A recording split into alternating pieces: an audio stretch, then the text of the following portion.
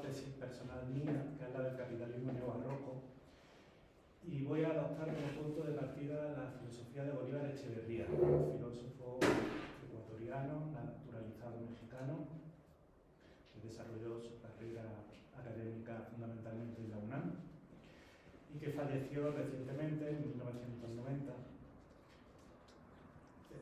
Soy consciente de que este autor no es muy conocido en la academia europea y particularmente en la española, pero en Latinoamérica está teniendo un gran auge y creo que sus reflexiones son muy importantes para reconstruir la tradición marxista, no solo en América Latina, sino a nivel internacional. Entonces voy a intentar extraer del pensamiento de Bolívar las reflexiones que puedan ser útiles para vosotros, dado que se trata de un seminario de estética, para explorar lo que la filosofía contemporánea, pero también la sociología crítica, ha denominado la estetización de la sociedad. Estoy pensando en Baudrillard, en Debord, en Calavese. Aunque es una hipótesis personal mía, voy a poner en relación a Bolívar con autores contemporáneos como Marx, como Foucault, como Benjamin, como Baudrillard, Lipovetsky, Calabrese y sobre todo con Baltasar Gracián. Me interesa, con el objeto de volcar sus averiguaciones con respecto al barroco y su crítica de la modernidad capitalista al ámbito de la estética y de la estética contemporánea. Y analizar las implicaciones patológicas, por cierto, que tiene esta relación entre el capitalismo, la modernidad capitalista y la estética contemporánea en el modo de vida, en el mundo de la vida. Entonces, antes de entrar en materia, sabedor de que este autor no es muy conocido, es necesario presentar una breve panorámica de su obra. En primer lugar, tenemos un primer periodo en el que Bolívar aborda la filosofía de Marx y en particular su obra magna, El Capital, desde 1970 a 1986, y que culmina con la publicación del libro El discurso crítico de Marx, publicado originalmente en 1986. A partir de ahí hay un segundo periodo de su producción que va desde 1986 hasta 2005, donde Bolívar Echeverría ya asume una voz propia en la filosofía contemporánea, se distancia de su maestro y dirige su mirada a la historia del capitalismo y de la modernidad en América Latina, trabajando así en una teoría materialista de la cultura que ha dado lugar a tres obras fundamentales. Una es La modernidad de lo barroco, publicada en 1998, Definición de la cultura, en 2001, y por último, Modernidad y blanquitud, publicado póstumamente en 2010.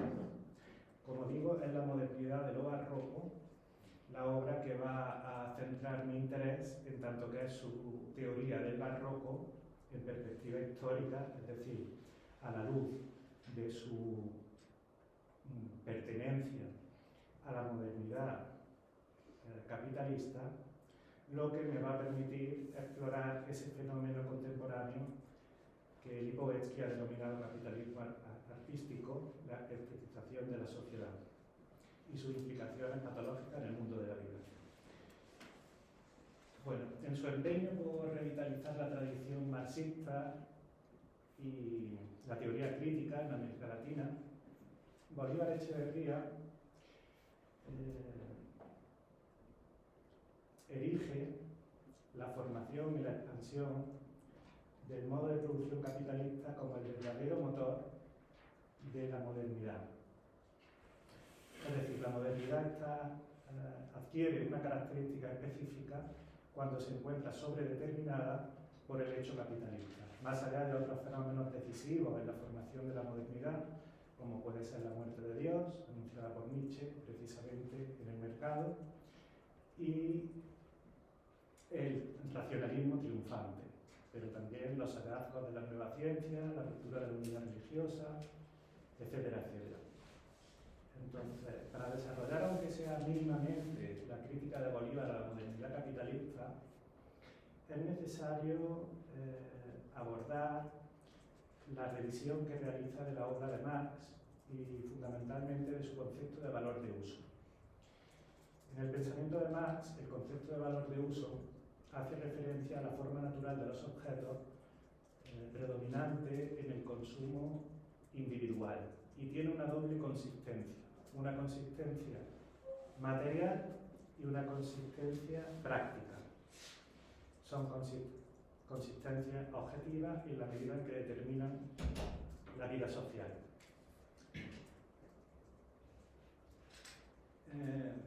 La consistencia material, que es relativa a las cualidades físico-químicas de los objetos que rigen en la naturaleza, y la consistencia práctica, que hace referencia a la funcionalidad de los objetos, la capacidad que tienen para satisfacer una necesidad humana, ya venga del estómago o de la fantasía, en palabras del propio Marx. Entonces, desde este punto de vista, Marx opone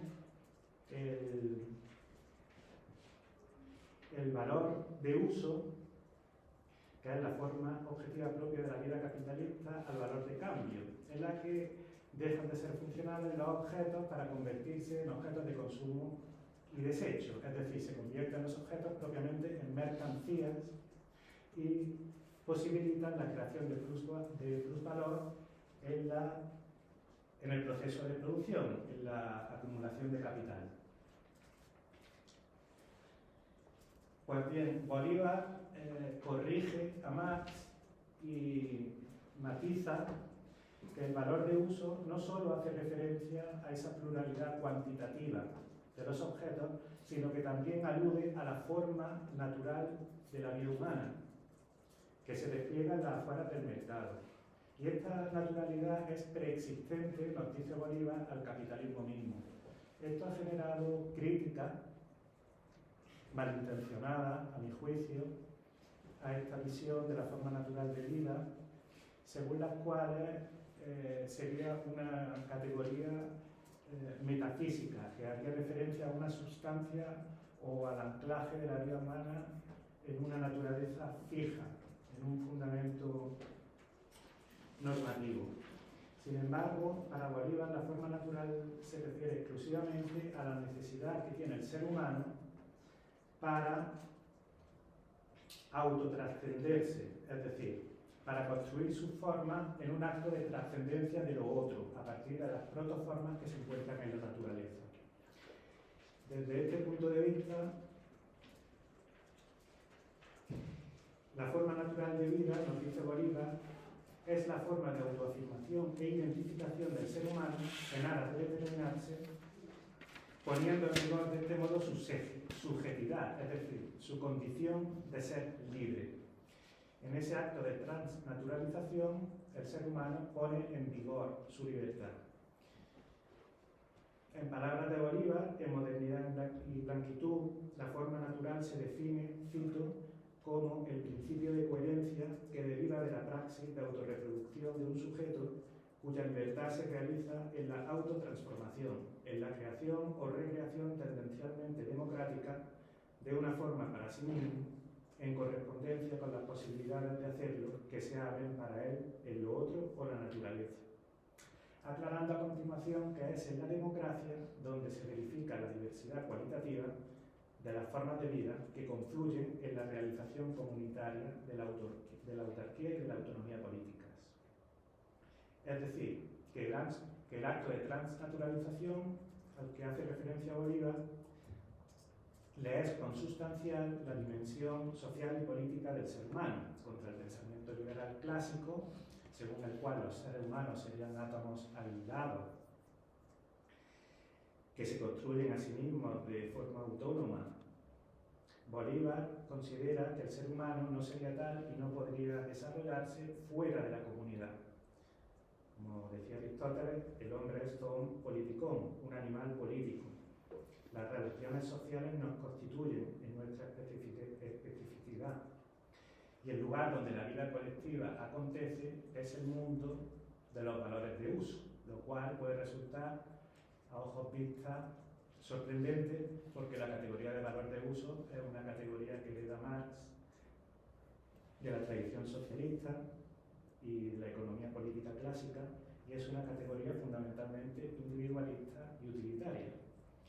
Bolívar tergiversa el sentido del concepto de valor de uso reconociendo su dimensión social y política, por lo tanto, no metafísica. A la luz de estas aclaraciones terminológicas y conceptuales, la crítica de Bolívar oscila de la crítica de la economía política a una crítica de la vida social en su conjunto, y postula que el capitalismo generaliza el telos de la valorización de valor a la reproducción de la vida social, de tal manera que reprime la forma natural de vida, la desnaturaliza y la subordina a la lógica del valor de cambio relativa al mercado. Se trata de una divergencia esencial, de una inversión de la relación de fuerza entre el ser humano y sus condiciones de reproducción. De tal manera, nos dice Bolívar, que la vida, su reproducción social, se torna literalmente imposible, en la medida en que se desarrolla como pura vida mercantilizada. En palabras de Heidegger, podríamos decir que la vida, lo existente, se convierte en mera existencia. Westron. Como resultado, la modernidad capitalista trae consigo un nuevo malestar en la cultura, una crisis civilizatoria sin precedentes, una penuria existencial que, más allá de reflejar una crisis social o política o económica a nivel de superficie, expresa más bien el carácter no sustentable de la vida civilizada misma, de nuestro modo de vida, de nuestra visión del mundo. En este sentido, podríamos decir que Occidente se abisma en la enfermedad. Y esto es así porque la crisis civilizatoria que trae consigo la modernidad capitalista incide sobre la estructura más elemental del ser humano. Para ponerlo en términos aristotélicos, si el ser humano comprende dos dimensiones fundamentales, el bios y la zoé, el bios como nuestra forma de vida específica, la vida buena, en su anhelo de socialidad, y la zoé, la mera vida biológica o reproductiva, la nuda vida de la que habla Agamben. Digamos que lo que pone en tela de juicio la modernidad capitalista es la dimensión del bios, en claro beneficio de la zoé. Vistas las cosas así, es posible establecer el vínculo entre el capitalismo, tal y como lo concibe Bolívar, y el biopoder del Foucaultiana memoria, en la medida en que el capitalismo termina generando una forma abstracta, pura, de la subjetividad que él denomina blanquitud.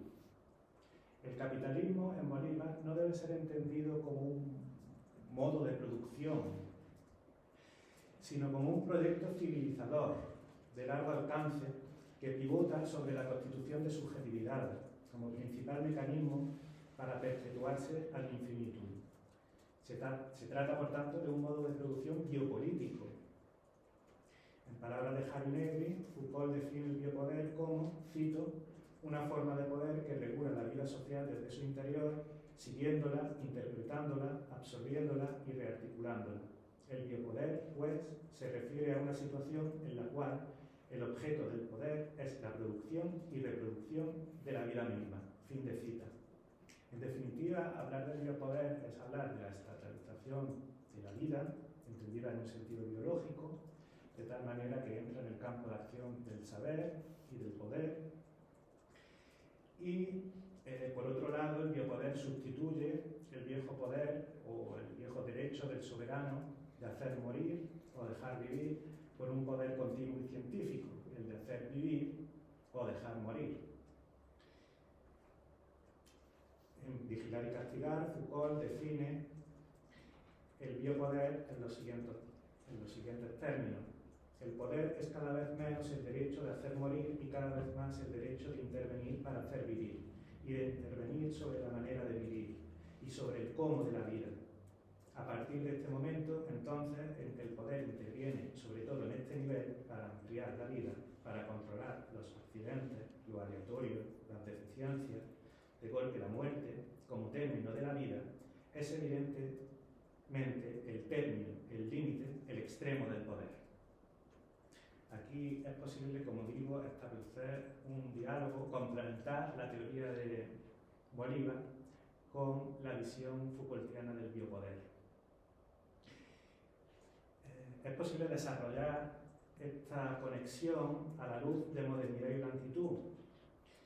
La obra citada antes, una de las más importantes, la producción de Bolívar, según la cual el capitalismo se define por un cierto empeño de consolidar o disciplinar a los seres humanos en una masa lo más homogénea y dócil posible, con el objeto de aumentar su productividad, una eficacia productiva que constituye, junto a la riqueza estratégica, las dos máximas, como sabemos, del biopoder. Entonces, Bolívar se propone dilucidar en esta obra las categorías de poder o dispositivos por los cuales el capitalismo logra imponer su impulso homogenizador sobre todas las resistencias culturales que osan hacerle frente, imponiéndose sobre ellas y moderando una forma de subjetividad que Bolívar, como anticipaba antes, denomina con el neologismo equívoco de blanquitud, en la medida equívoco de que no hace referencia a una configuración racial específica, sino que más bien alude a esa forma de subjetividad que hunde sus raíces en la reforma protestante y que tiene que ver con el productivismo ilimitado, con su esencia sacrificial, tal y como sabemos por la crítica de Max Weber en la ética protestante y el espíritu del capitalismo. Por lo tanto, la blanquitud no es en principio una identidad racial, si bien incluye ciertos rasgos étnicos de la blancura del hombre blanco, se trata únicamente de encarnaciones de otros rasgos más decisivos que son de orden ético y que caracterizan a un cierto tipo de comportamiento humano, una estrategia de vida o de supervivencia. Una cierta apariencia blanca es requerida para definir la identidad del ser humano moderno y capitalista. Bien, vamos a introducirnos a continuación en el concepto de etos barroco, ya propiamente hablando. Vamos a dar un paso más. Y hay que tener en cuenta a este respecto, en primer lugar, que la blanquitud de la que habla Bolívar, a pesar de ser hegemónica, sobre todo en el centro y en el norte de Europa, no es la única forma de subjetividad que se desarrolla en la modernidad. Desde este punto de vista, Bolívar subordina la homogenización forzada con fines de mercantilización al principio del relativismo cultural y subraya el valor de las diferencias y de las particularidades culturales. Ciertamente, la cultura protestante se ha impuesto bajo el signo del americanismo a nivel global y ha sido históricamente dominante en los países anglosajones. Sin embargo, no puede decir que sea la cultura con mayúsculas. Es simplemente un modo particular o una concreción histórica de ella, una forma más, entre otras, de interiorizar el capitalismo. En efecto, existen otras modernidades históricas. La modernidad, nos dice Bolívar, no es dual, sino múltiple. Otras modernidades que no reproducen la cultura de forma exclusiva en función de sus necesidades de instrumentalización. Esta idea me parece fundamental. Por mucho que predomine una determinada forma relacionada con el desarrollo del capitalismo a nivel global, que ha dado lugar a la globalización, por mucho que se constituya como una subjetividad hegemónica, existen otras formas históricas que se han desarrollado con este proyecto, otras formas de asimilar las consignas del productivismo ilimitado, otras posibilidades que se abren desde esas modalidades diferentes comportamientos y estrategias, formas diversas de resistir y de ajustarse a las pautas que imponen la reducción de la existencia humana a la lógica capitalista y las contradicciones que traen consigo esas consignas. En concreto, Bolívar distingue hasta 4 etos o etes históricos en el horizonte de la modernidad capitalista: el etos romántico, el etos realista, el etos clásico y el etos barroco. Es el etos barroco el que nos interesa a nosotros. Siguiendo a Bolívar, los distintos etes modernos configuran diferentes estratos arqueológicos o de decantación histórica. Resuelven de distinta manera la contradicción entre el valor de uso y la forma natural de vida. Son 4 formas básicas de vivir lo invivible del capitalismo. Y en cada una de estas formas pervive una mayor o menor pervivencia de formas sociales premodernas o precapitalistas. Frente a la modernidad que ensalza la blanquitud en nombre del progreso material y económico, Bolívar subraya la importancia histórica del barroco, no ya como una fuerza antimoderna, asimilada a la contrarreforma católica como un mero apéndice. Es una alteridad inmanente de la modernidad, como dice Pedro Cerezo, la otra modernidad. Esa modernidad que emerge siempre del abismo de una crisis, como señala Benjamin en El origen del drama barroco alemán. La visión de Bolívar sobre el barroco se desmarca de la visión tradicional de José Antonio Maraval, La cultura del barroco, publicado en 1975, según la cual el barroco sería algo así como un periodo histórico que se desarrolla a lo largo del largo siglo XVII. La visión de Bolívar se acerca más bien a la visión de Eugenio de Ors, según la cual el barroco es una suerte de ion rebelde y subversivo. Según el autor catalán, a cada mundo caracterizado por el principio de unidad y de orden, le sucede necesariamente otro mundo de signo contrario, donde una nueva energía convulsiona con fuerza su lógica interna, sometiéndolo a turbulencias y a cambios. Desde este punto de vista, Bolívar señala 3 atributos fundamentales del etos barroco. En primer lugar, Bolívar define el etos como un principio de construcción del mundo de la vida que opera a partir de la intención de los sujetos. En segundo lugar, el etos barroco debe ser entendido como una forma de vivir en y con el capitalismo. Por último, lo que distingue y lo que a juicio de Bolívar vuelve fascinante al barroco es su negativa a consentir el sacrificio de la forma natural de la vida, su resistencia a la lógica capitalista del valor de cambio. Por lo tanto, el etos barroco no se subordina al etos capitalista, pero tampoco lo niega de pleno. Es una mezcla paradójica, una combinación conflictiva de conservadurismo y de inconformidad.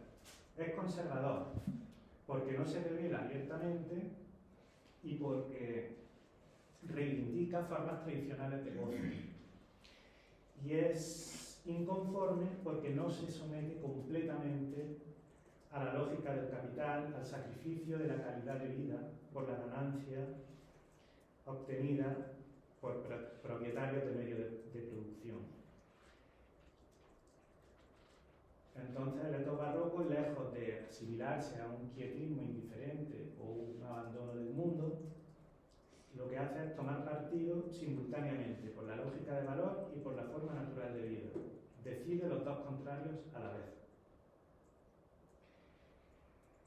Bolívar esclarece o profundiza en el significado de etos barroco, adoptando como punto de partida el concepto fenomenológico de epogea, del griego suspensión del juicio o abstención, acuñado por Husserl, el cual desde una perspectiva realista puede ser entendido como una suerte de huida o de escapismo de la realidad. Sin embargo, la filosofía de Bolívar no es una filosofía trascendental o idealista. Lo que hace es declinar de manera diversa la dialéctica, como veremos a continuación en mayor detalle, entre ser y apariencia que caracteriza al barroco histórico. Bolívar no apunta a un mundo de las ideas platónico. El etos barroco implica vivir otro mundo, pero dentro de este mundo. Y es en este sentido que lleva a cabo, en aras del ingenio, de graciana memoria, la fantasía, un descentramiento estético del orden pragmático de las cosas, lo cual implica la toma de decisión por un tercero excluido, la apuesta por una tercera posibilidad.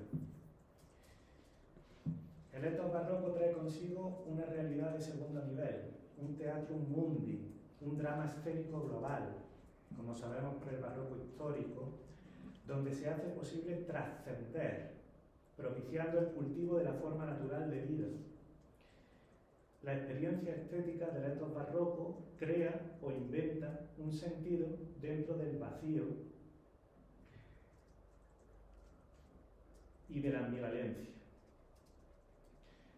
Bolívar concibe la teatralización omniabarcante de la vida cotidiana en el barroco como una estetización desmedida que vuelve fluidos los límites entre el mundo real y el mundo de la ilusión.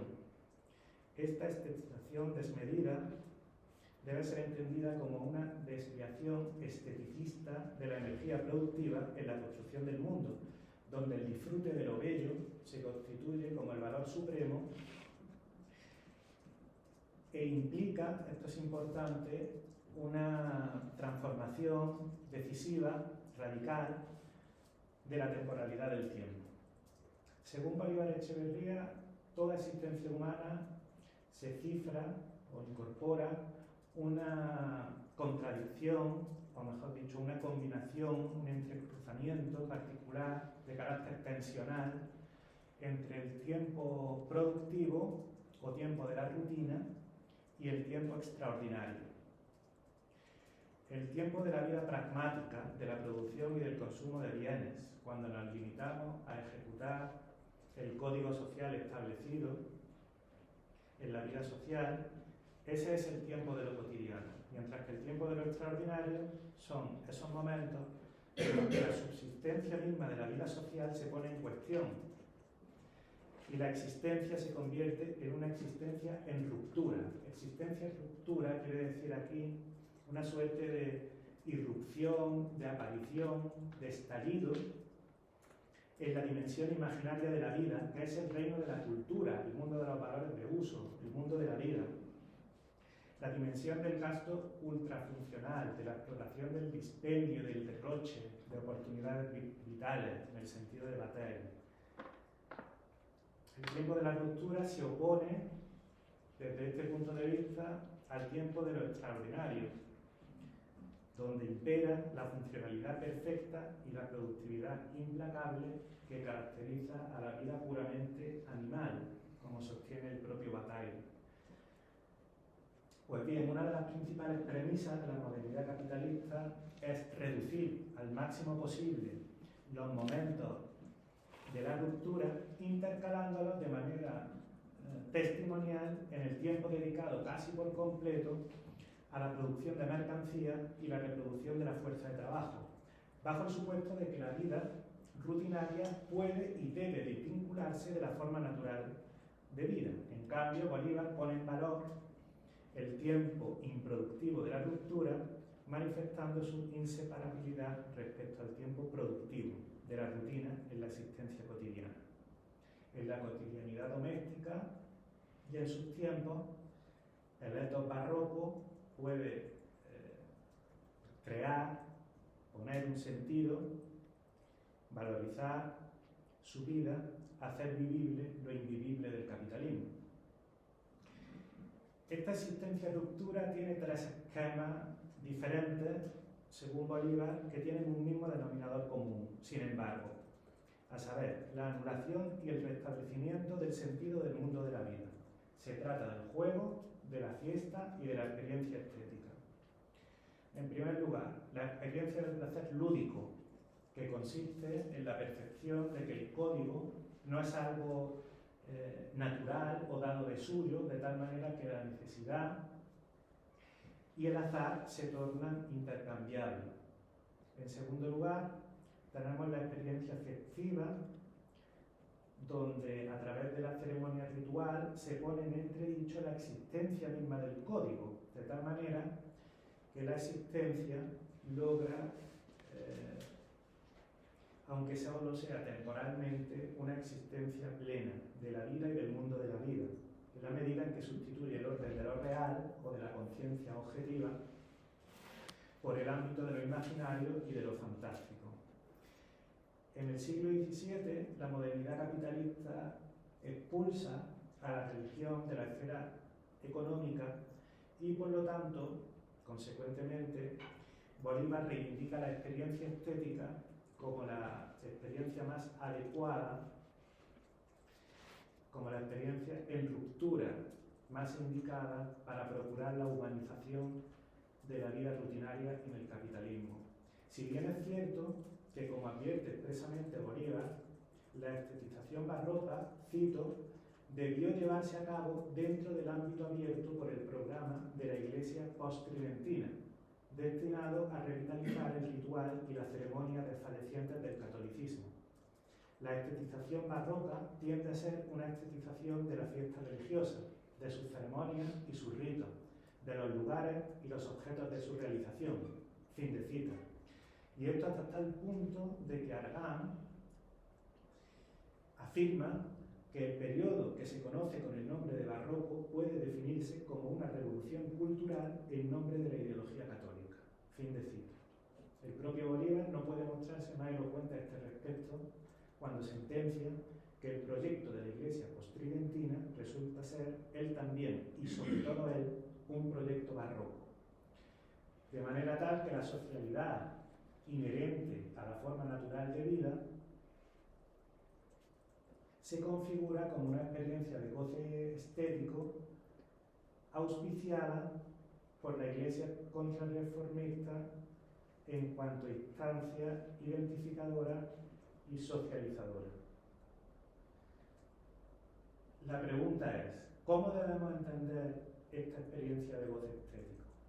¿Se trata de un patrimonio exclusivo del catolicismo o es también extrapolable a otras dimensiones de la existencia cotidiana?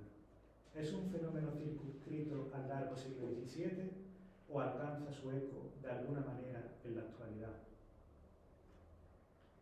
A continuación voy a presentar ya la hipótesis de un capitalismo neobarroco a raíz de estas reflexiones de Bolívar sobre el etos barroco. En su libro titulado Lo Barroco, Severo Sarduy señala la existencia de formas internas específicas que subyacen a las formas de vida, como es el descentramiento estético en el caso del etos barroco, unas cualidades formales que expresan una actitud general y que poseen, esto es importante, un proceder estructural propio. Sobre esta base, Omar Calabrese, en la Edad neobarroca, sostiene que nuestro mundo histórico se encuentra marcado por esta constante formal, el descentramiento estético, lo cual evoca claramente al barroco, como ha sostenido asimismo la filósofa francesa Ruth Glucksmann. En palabras de esta autora, cito, algo así como un paradigma barroco se reivindica y se abre lugar. Fin de cita. Ahora bien, a mi juicio, esto no quiere decir que vivamos en una suerte de reanudación del barroco histórico. Según mi hipótesis, el capitalismo fagocita o metaboliza la naturalidad de la experiencia estética en la vida del mercado, de tal suerte que, en su condición de naturalidad artificial, el etos barroco se erige irónicamente en el principal vasallo del etos capitalista, es decir, como la fuente principal de valor, lejos de constituir una resistencia posible y necesaria contra su dominio avasallador. En este sentido, el capitalismo revaloriza el barroco como constante formal, de manera que lo estético reaparece, por así decirlo, en su impostura, en un sentido completamente diverso del que había adoptado el barroco histórico y en su versión mestiza latinoamericana, ulteriormente. En definitiva, podríamos decir que el proyecto civilizatorio del capitalismo resulta ser, él también, a la altura del presente, un proyecto neobarroco. Para desarrollar esta hipótesis de un capitalismo neobarroco, es decisivo caracterizar primero lo que Boltanski y Capello han denominado el nuevo espíritu del capitalismo, y han menester hacerlo en perspectiva histórica. Voy a valerme para ello de unas reflexiones que ya utilicé en una ponencia hace poco en otro seminario de doctorado, en este caso de Relaciones Internacionales.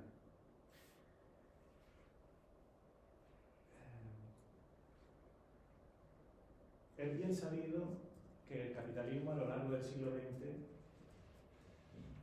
ha aumentado notablemente su rendimiento, con la única excepción de las dos guerras mundiales, como sabemos por Thomas Piketty, entre otros.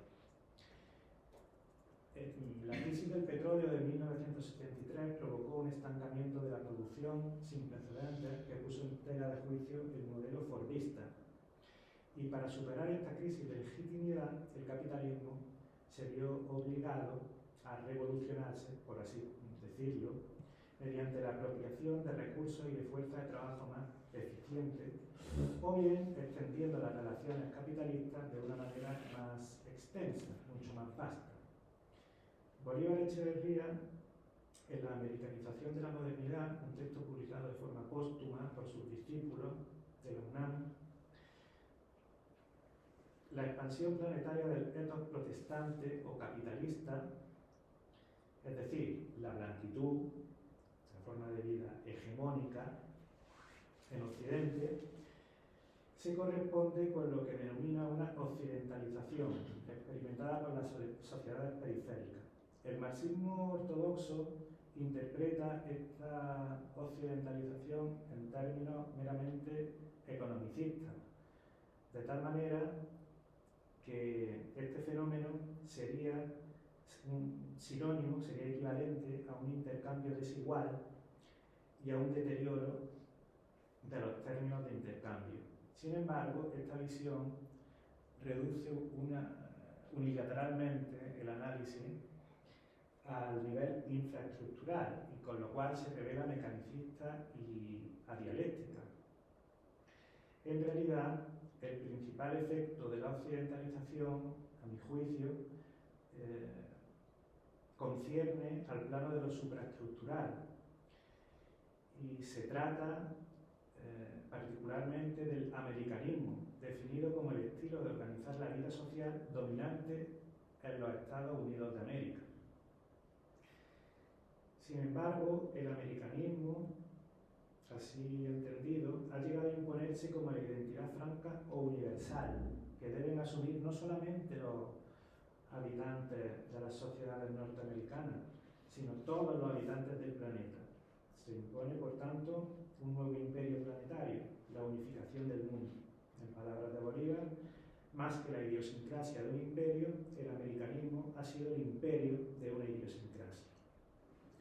Este americanismo se caracteriza fundamentalmente por una ibris de desmesura absoluta, maximificadora y expansiva, que carece de todo límite y medida, elevando a la altura del presente la visión marxista del capital como un sujeto histórico fundamental y despersonalizado, que tiene como único cometido la acumulación permanente. No se trata de la superación de un límite como la salida de un sistema cerrado, es un exceso endógeno, son fuerzas centrífugas que se producen en el interior del sistema. El americanismo radicaliza la subordinación o subsunción de la forma natural de la vida humana a la forma de valor. llevando hasta sus últimas consecuencias la voracidad característica del capitalismo. En este sentido, el fenómeno americano lleva a cabo una auténtica revolución hacia una mayor apertura y deslimitación del capitalismo, que debe ser entendida esta revolución como una optimización y una exacerbación del capitalismo mismo. El objetivo sigue siendo aumentar la productividad hasta el infinito. El capitalismo expande su dictadura cuantitativa, pero también cualitativamente, subsumiendo a todos los sujetos en su actividad y esfera vital. Coloniza el ocio liberado del tiempo de producción en el capitalismo industrial para colonizar o capitalizar nuestro tiempo total de vida, produciéndose así la subsunción real, la consumación definitiva de la subsunción real de la que hablaba Marx, de manera que la vida asume una función meramente productiva. En palabras de Debord, en la sociedad del espectáculo, cito, la mercancía alcanza la ocupación total de la vida social. No es únicamente que se haga patente la relación con la mercancía, sino que ya no hay otra cosa más que esa relación. Esto no quiere decir que la forma natural de la vida humana no tenga lugar en absoluto, sino que tiende a ser subsumida generalmente por el imperativo de la acumulación y de la reproducción capitalista, de la reducción de la vida humana a mero valor de cambio. De hecho, Bolívar vislumbra algunos apuntes de la forma natural de vida en algunas civilizaciones naturales del planeta, como él las llama, si bien se trata en numerosas ocasiones de valores de uso deformados e invertidos de sentido, en la medida en que asumen con frecuencia identidades sustancializadas y automatizadas, con menoscabo de la espontaneidad y de la apertura radical e indefinida que caracterizan a la vida humana en su forma natural. Bolívar concluye que la subsunción de la forma natural, cito, habría llegado no solo a refuncionalizar esa vida desde afuera y desde adentro, sino de plano a anular en ella esa forma natural. Con la modernidad americana se estaría hasta la entrada en vigor de una nueva naturalidad artificial, una naturalidad propia del valor de la mercancía capital. Se trata de un valor de uso monstruoso, útil, sin duda, pero no para alimentar la vida, sino para lograr el suicidio del ser humano. Fin de cita.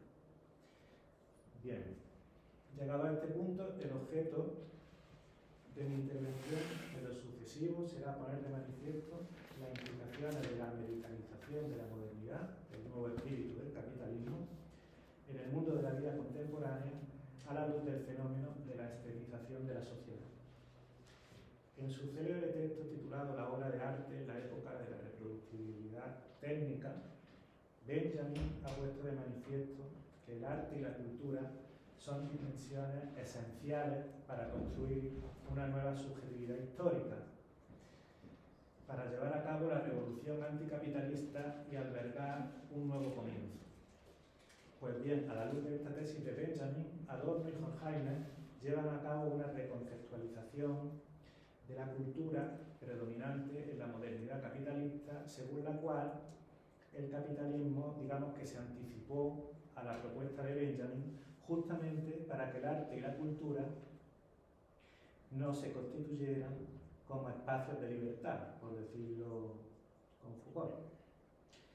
En este sentido, el capitalismo eleva la cultura y el arte como la principal esfera de su dominación y lleva a cabo la invasión de la cultura, como sabemos por la crítica de la Escuela de Frankfurt a la industria cultural, propiciando lo que Benjamin denominó la monumentalización de la masa. Liberados del antiguo poder religioso, el arte y la cultura lograron, a lo largo del 900, una libertad y una independencia casi totales en el plano creador. Sin embargo, en el plano económico apareció una nueva forma de dependencia, las leyes del mercado. Para Lipovetsky y Serroy, autores de la estetización del mundo, estamos en la época de lo que denominan transestética, Esto significa que las marcas se han apoderado del arte y han absorbido su legitimación para estimular el consumo y entretener a las masas, de manera tal que la dimensión estética se incorpora estructuralmente a todas las formas de producción, circulación y consumo de bienes, cuyo valor de uso se hace cada vez más inseparable de los rasgos estilísticos que han determinado su necesidad, es decir, los rasgos estilísticos de una estética barroca o neobarroca. Asistimos, por tanto, a una especie inédita de dictadura, la dictadura de la belleza. El capitalismo neobarroco crea sus propios mercados, estilos, tendencias y modas, al mismo ritmo acelerado que la industria de cualquier producto manufacturable. Solo importan las ventas, la especulación, la imagen a través de la publicidad y las promociones. Todo es un producto y todo debe gestionarse como una lucrativa empresa. El único fin es el comercial.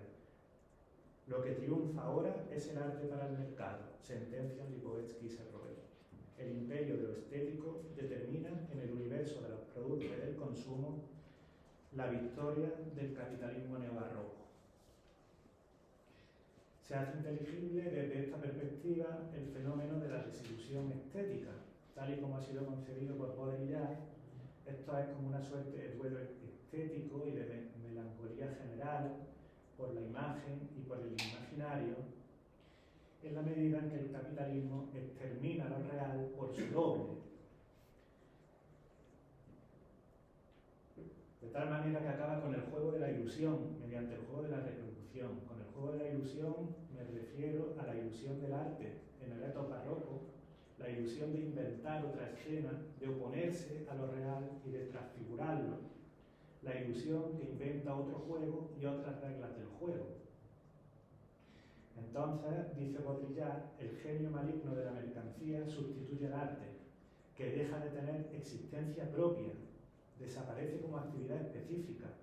Tiene lugar, por tanto, una desdefinición del arte, una ampliación de las fronteras del arte que ha estudiado, por ejemplo, el teórico del arte Danto, discípulo de Hegel, en virtud de la cual cualquier cosa puede ahora ser una obra de arte, con lo cual nos encontramos con el problema de los indiscernibles perceptivos a raíz de la obra de Warhol, de la Little Box, de 1964, comienza, a juicio de este autor, una era post-histórica del arte, donde un pluralismo radical se opone a la única verdad del arte que tendría como máximo legitimador el discurso de las vanguardias, de las diferentes vanguardias artísticas. El resultado es un mundo hiperrealista, donde las cosas ya no tienen secretos y ya no pueden crear la ilusión. Asistimos a una estetización general de la mercancía. Como lamenta Baudrillard amargamente, ya no hay sino transparencia y todas las cosas se convierten en invisibilidad total, con menoscabo de su valor y su sentido. Objetos fetiches, por tanto, transestéticos, banales, sin ilusión y sin aura, como son las imágenes de Warhol. Habría así, dice Baudrillard, una contrapartida a la pérdida de la ilusión del mundo, que sería la ironía objetiva del mundo, que sería, según Baudrillard, la única forma espiritual que nos queda. La forma espiritual universal de la desilusión del mundo.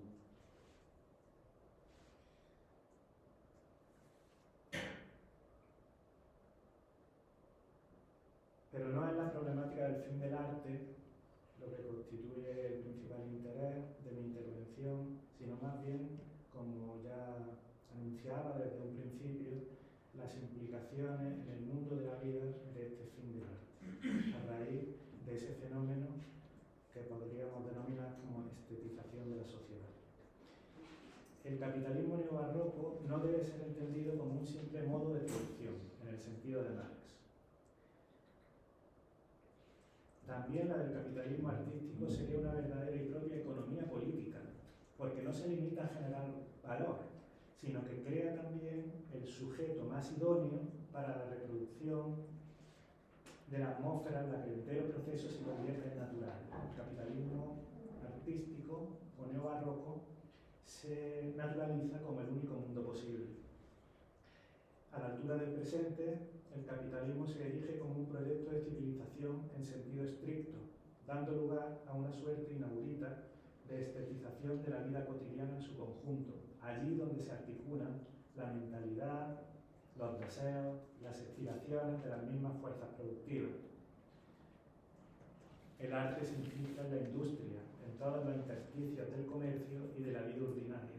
En términos de Calabrese, cito, es como si se hubiera cumplido el sueño de las vanguardias históricas, esto es, el acontecimiento de una estética de masa o de una estética social capaz de determinar los comportamientos colectivos más que otros sistemas de valores. Los valores éticos o los criterios de verdad parecerían superados por criterios relativos a nuestro aparecer en el mundo, nuestra mundanidad. Gerard Vilar ha desarrollado esta tesis en el sentido de una recomposición o una reconfiguración de las dimensiones de los objetos a raíz de esta estetización, en virtud de la cual la dimensión normativa y la dimensión cognitiva entrarían en declive en beneficio de la dimensión estética, que se convertiría finalmente en la única dimensión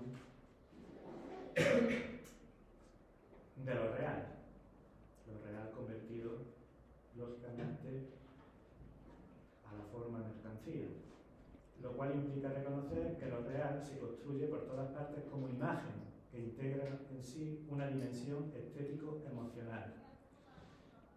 La estetización debe ser entendida como una estrategia económica, a mi juicio. La táctica de los valores estéticos termina por ser valores económicos y comerciales. Lejos de constituirse como una existencia en ruptura, el neobarroco se ruega en el mejor aliado del capitalismo, a costa de banalizar la creatividad, el espesor y la complejidad de la forma natural de la vida, reducida a la condición de vida de la imagen, a pura mercancía espectacularizada. En palabras de Baudrillard, cito, todas las cosas han sido condenadas a la existencia visible, condenadas a la publicidad, y todos nosotros estamos condenados al hacer creer, al hacer valer, al hacer ver. Desde luego, nuestro mundo es en esencia publicitario. Hay en el meollo mismo de la mercancía un genio maligno publicitario, una especie de bufonería de la mercancía y de su escenificación. Algo nos ha arrastrado a una especie de fantasmagoría de la cual todos somos víctimas, y víctimas fascinadas, por cierto. Fin de cita. De aquí se explica el imperativo social de atender cada vez en mayor medida a la apariencia del cuerpo, a las relaciones sociales que entablamos, a nuestra imagen pública. Un imperativo social que adquiere, por cierto, dimensiones patológicas en las redes sociales, a tenor del impulso compulsivo por publicar y compartir todas nuestras referencias vitales, de tal manera que se diluyen las fronteras otrora inextricables entre la vida pública y la vida privada.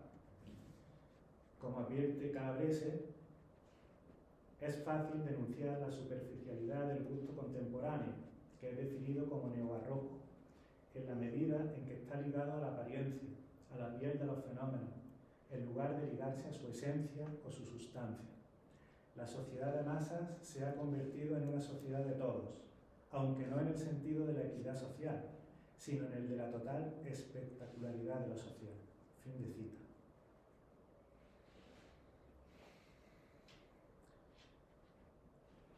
Así las cosas, me propongo defender la tesis según la cual la vida en la imagen de nuestra era neobarroca se constituye como una ficcionalización, espuria, carencial, apócrifa, inauténtica, impropia, de la dialéctica ser aparecer en el barroco histórico, una dialéctica sustentada en el topos del teatro del mundo, Teatrum Mundi, donde la teatralidad empapa como una mancha de aceite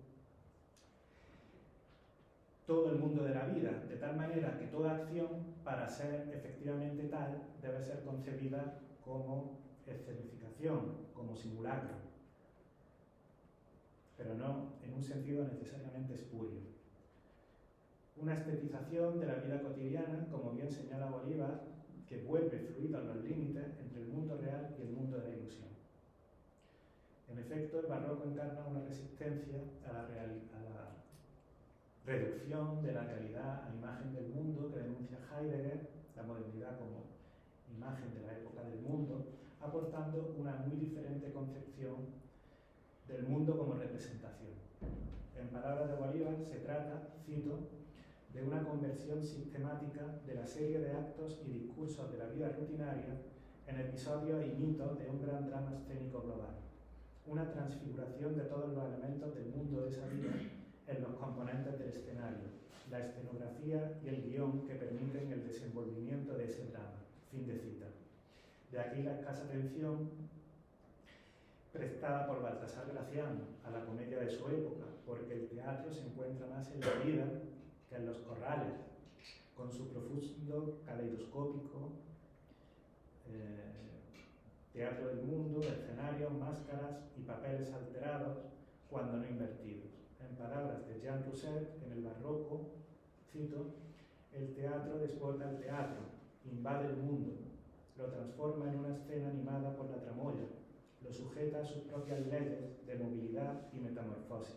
El mundo, por tanto, como escenificación teatral del infinito, el infinito como lo invisible que permite la representación y es connotado por ella. No se trata simplemente del orden natural, sino también, eminentemente, del orden social, del agenciamiento, de la hibridación entre los sujetos.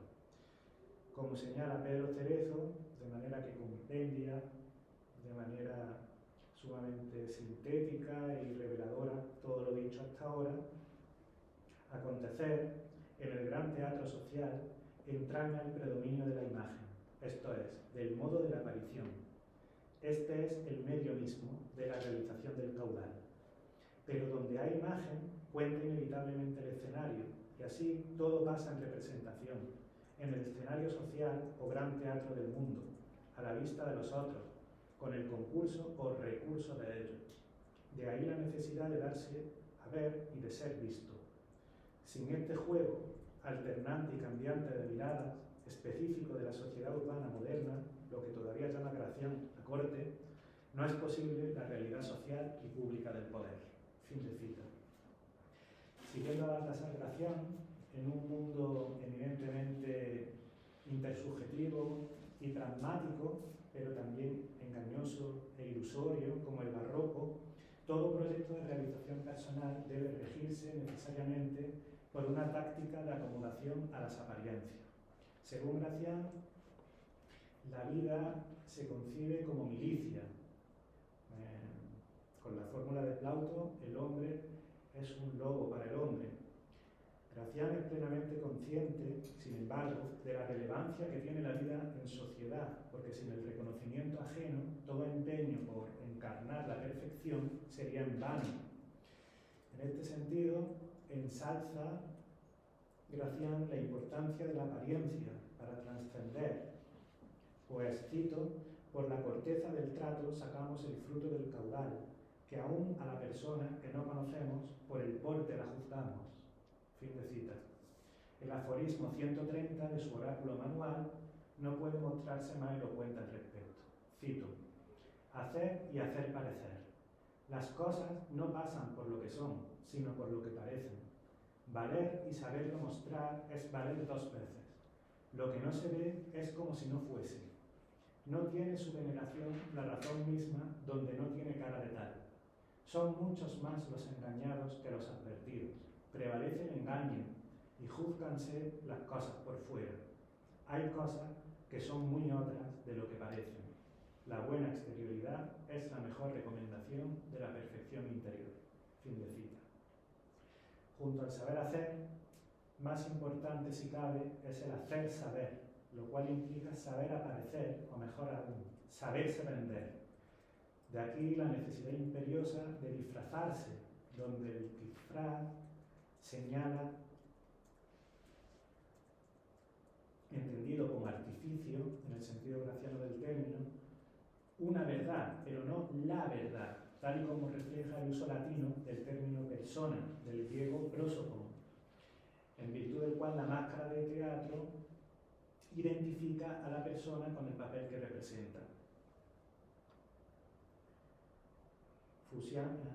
Gracián fusiona los tratados de cortesanía y la filosofía moral, desde esta perspectiva, advirtiendo la importancia que tiene el aliño en el comportamiento social y todo lo que esto implica, la buena disposición, el deleite, la armonía, etc. Todo ello posee una incidencia crucial a la hora de mostrar, o sea, vender lo que valemos en todos los ámbitos, también en la oratoria, bajo el supuesto de la coincidencia entre fondo y forma, ser y aparecer, o sustancia y modo, por decirlo con el habla de la metafísica. Pero para no confundir a Gracián con un servil entusiasta de las apariencias, es de rigor relativizar su postura.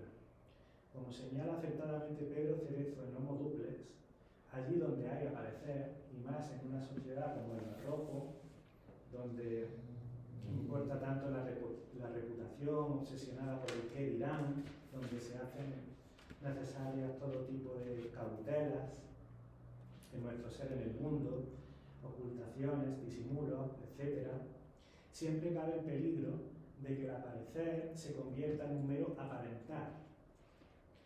En el momento en que algo, cito a Pedro Cerezo, aparece aparentando ser otro de lo que es, doblándose con una falsa imagen de sí e induciendo con ello al engaño.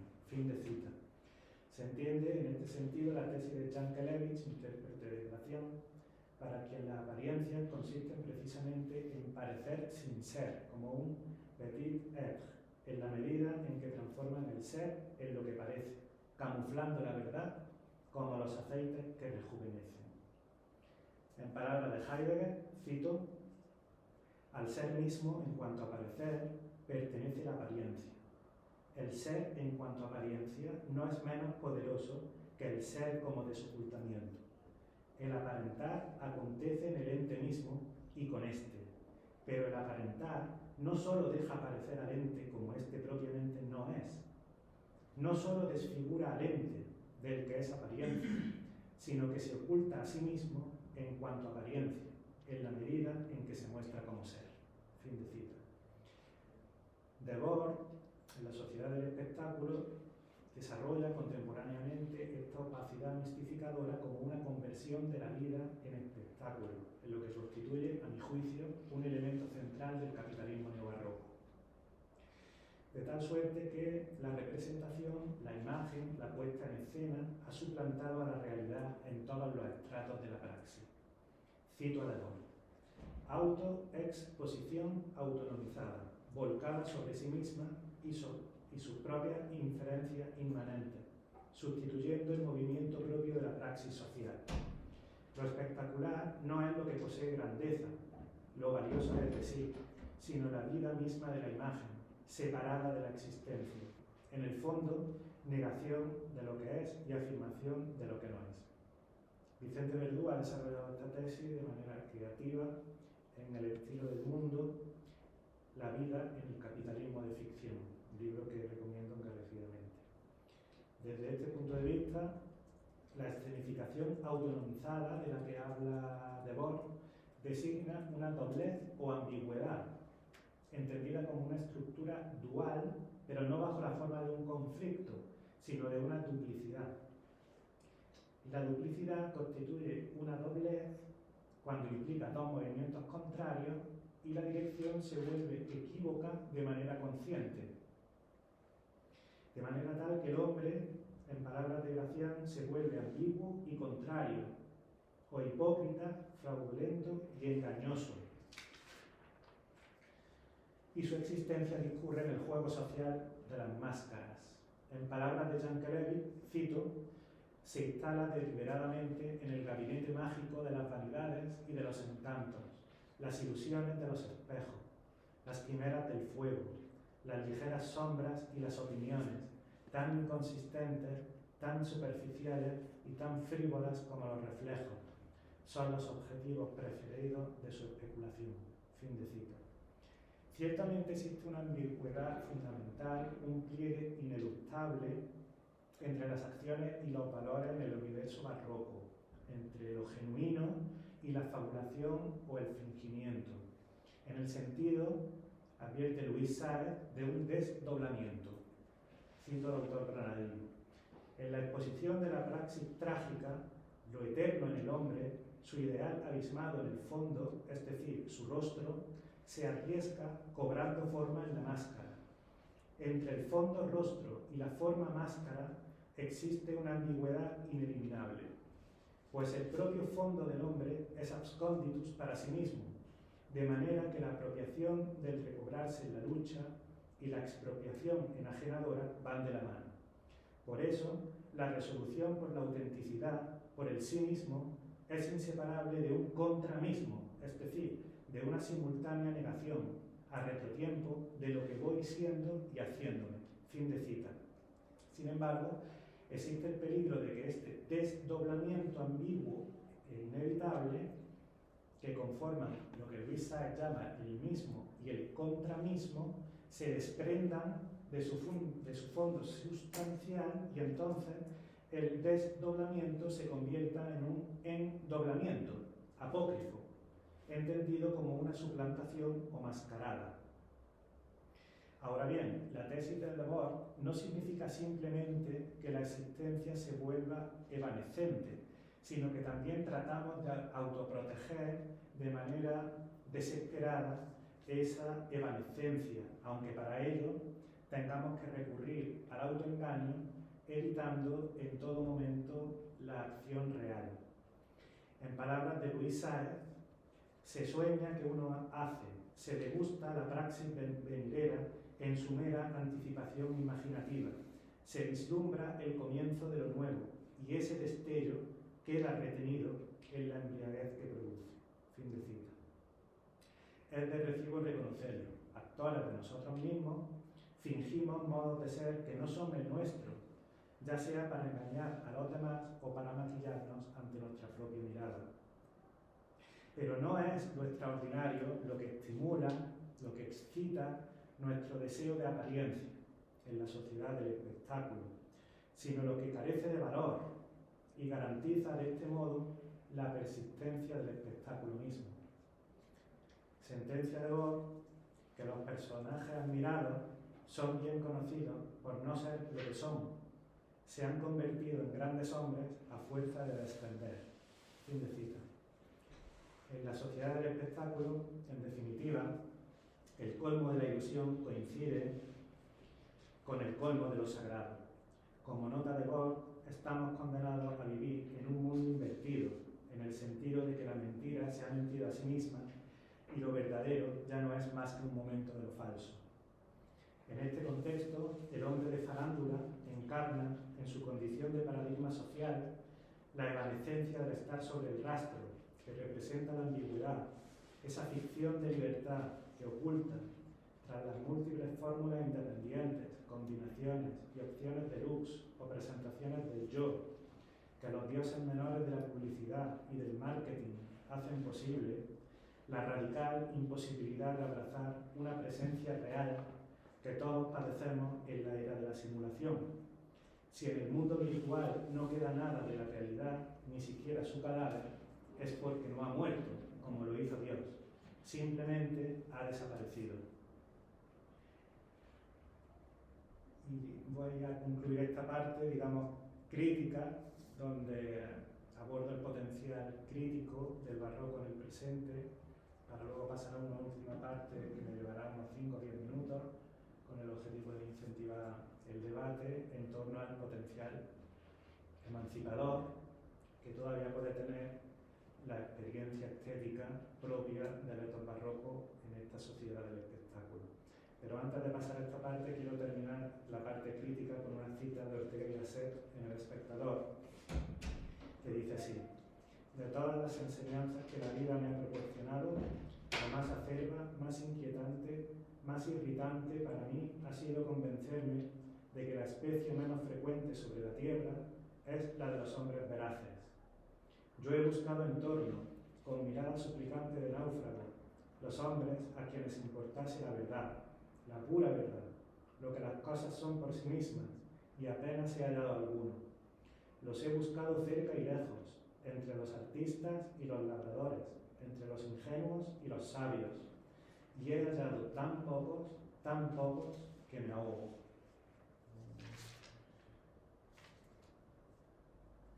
Llegado a este punto, es posible preguntarnos si cabe la posibilidad de revalorizar el potencial emancipador del etos barroco. Naturalizado como el único mundo posible, el capitalismo neobarroco expande su influencia en la plenitud de su pujanza, convirtiendo a la humanidad en un rebaño de consumidores pasivos y satisfechos. ¿Existe la posibilidad de experimentar todavía ese anhelo de perfección, de graciana memoria, tensional y trágico, donde se cifra la condición humana? ¿O es que todo irá a parar al desierto vital de la producción y el consumo de bienes, ese fetichismo de la mercancía en su nueva consistencia estética y cultural? ¿Cabe esperar el surgimiento de un neobarroco post-capitalista, configurado por relaciones sociales y productivas, no necesariamente mediadas por la lógica del espectáculo? ¿O acaso tendrá el capitalismo neobarroco la última palabra? Es de recibo preguntarse por las condiciones de posibilidad para concebir una alternativa de la razón neoliberal, esa nueva razón del mundo, como la llaman Laval y Dardot, en nuestro mundo globalizado, es decir, otro tipo de modernidad, una modernidad todavía en ciernes, no realizada y por venir, estableciendo las fuerzas y los movimientos sociales disponibles para hacerle frente. En palabras del filósofo mexicano Samuel Arriarán, cito: conviene detenernos en una cuestión histórica. Estamos ante la tarea de elaborar y desarrollar una filosofía neobarroca que no puede dejar de estar comprometida con el cambio social. No se puede negar la necesidad de revalorar nuestro etos barroco y examinar sus posibilidades de conformar otra racionalidad. Pero no basta con definir la cultura. Las ideas por sí solas no cambian nada. El problema es afirmar la posibilidad de su viabilidad histórica. ¿Es el etos barroco una alternativa real frente al capitalismo neoliberal? Frente a este sistema económico y político, hace falta desarrollar una estrategia de resistencia donde el etos barroco encuentre su sentido liberador. Fin de cita. La filosofía de Bolívar, en líneas generales, se caracteriza por tener un tono pesimista que seguramente ha sido heredado de sus lecturas, de sus investigaciones de la Escuela de Frankfurt. Sin embargo, cabe vislumbrar ciertos fulgores neobarrocos en el ocaso de la modernidad capitalista en la obra de Bolívar. Nuestro autor vislumbra en la vuelta de siglo la posibilidad de un renacimiento de la política más allá de la política, en la medida en que las diferentes modernidades generadas en siglos anteriores siguen apareciendo. Son figuras dotadas de vitalidad concreta, porque se constituyen conflictivamente como intentos singularizados de formación de una materia que aún ahora, en tiempos que quisieran ser postmodernos, no terminan por perder su rebeldía. Lejos de agotar la esencia de la modernidad y de cancelar el trance de elección y realización que ello implica, han despertado en ella perspectivas cada vez más diferentes de autoafirmación y han reavivado la necesidad de ese trance, cada cual a su manera. Desde este punto de vista, Bolívar afirma, cito, que el siglo XX fue el siglo de la contrarrevolución y que el XXI, tal vez, ojalá, pueda ser no el de la continuación de la barbarie, sino el de una nueva época de la actualidad de la revolución. Claro, en términos muy cambiados, dado que las circunstancias son muy diferentes. Fin de cita. En una entrevista concedida a Javier Sigüenza en el año 2011, publicada en 2011, porque en este año ya había fallecido el pobre Bolívar, el autor hace referencia al movimiento altermundista, advirtiendo que la verdadera fuerza de este movimiento no radica tanto en las manifestaciones políticas tradicionales contra el capitalismo, sino que se expande difusamente en los usos y costumbres de la vida cotidiana y concretamente en su dimensión festiva. Como ponen de manifiesto las nuevas religiones y los nuevos cultos que tienen lugar últimamente. En este sentido, el autor reconoce que lo estético ha adquirido una importancia inusitada para lo político. Si bien se trata en este caso de una política muy diferente de la política tradicional, como sentencia el propio Bolívar, asistimos, cito, a una resistencia y una rebelión inalcanzables por el poder establecido, dirigida a corroerlo sistemáticamente a fin de provocar en él una especie de implosión. Por ahí veo yo la labor del viejo topo de la revolución. Fin de cita. A mi juicio, una hipótesis muy personal mía, es en América Latina donde el neobarroco despliega su mayor potencialidad liberadora. Frente a la neurosis capitalista que obliga a vivir en un eterno presente, la realidad latinoamericana disuelve el tiempo histórico, instaurando un tiempo mítico donde lo que aparecía como racional, el valor de cambio, no lo es, y lo que no era racional, el valor de uso, sí lo es. Como resultado del cruzamiento cultural entre el imaginario occidental y el indígena, Latinoamérica se configura como un mundo carnavalesco, de abundancia y de refinamiento sobrehumano, donde predomina el erotismo, el gozo perpetuo, el trabajo no útil y el derroche sacrificial. Es un mundo de realidades lingüísticas autónomas y de mestizaje simbólico que se parece, por lo tanto, al mundo de Betel. La literatura latinoamericana ofrece vivo testimonio de ello. Desde Lezama Lima, Alejo Carpentier o Severo Sarduy, hasta Ricardo Piglia o César Aira, pasando por García Márquez, Roberto Bolaño o el mismo Borges.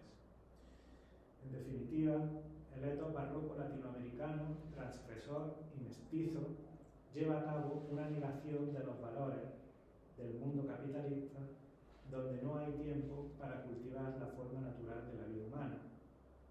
De manera tal que la revolución neobarroca tiene menos que ver con la lucha y conciencia de clase que con el calor de los instintos, la estética pasional y la alegría de su naturaleza. Es una forma de vida pura y auténtica, caracterizada en gran medida por la ignorancia y por la pobreza, pero también por la vitalidad, por el afecto, por la alegría. Es un etos fascinante y mágico, donde se dan la mano los sentimientos y lo sagrado, en contraposición al desencantamiento del mundo que prevalece en Occidente, como sabemos por Max Weber.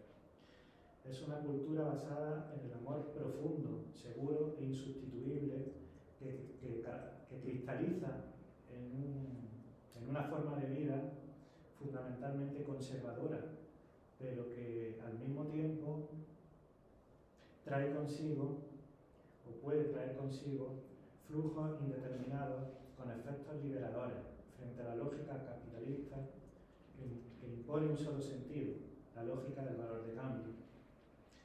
Somos conscientes, como enseña Pasolini, de la degradación progresiva de una sociedad orientada compulsivamente al consumismo, la creciente homogenización cultural, la falsa tolerancia del conformismo y la mercantilización total de la vida humana. Como dice el propio Pasolini, en la civilización del consumo se verifica la desaparición de la luciérnaga, en la época de los tederes sin entusiasmo y de las plazas vacías. Pero como advierte Deleuze, si bien es cierto que la filosofía sirve para entristecer, también tiene que terminar alegrando. Es necesario evocar en este punto la misiva de Hölderlin. Los dioses han huido, pero viven todavía en un un mundo distinto. Por eso son necesarios los poetas en tiempos de miseria, porque nos recuerdan que los dioses estuvieron aquí y que todavía es posible su vuelta. Poetas y filósofos como el propio Bolívar Echeverría. El gran reto del pensamiento contemporáneo es idear estrategias de resistencia